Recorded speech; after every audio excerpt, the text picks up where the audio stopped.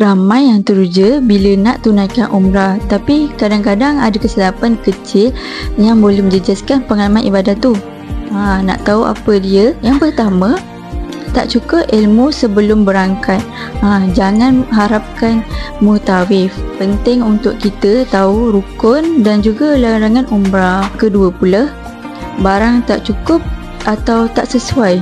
Contohnya kasut yang tak sesuai ataupun lupa bawa ubat-ubatan yang penting. Yang ketiga pula, tak jaga kesihatan semasa di tanah suci. Ramai demam sebab cuaca ataupun kurang minum air dan penat sangat. Yang keempat, gagal awal emosi dan sabar.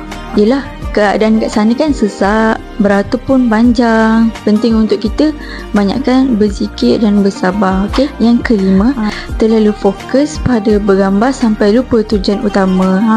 Tak salah ambil gambar untuk kenangan, tapi jangan sampai ibadah kita ni terganggu tau.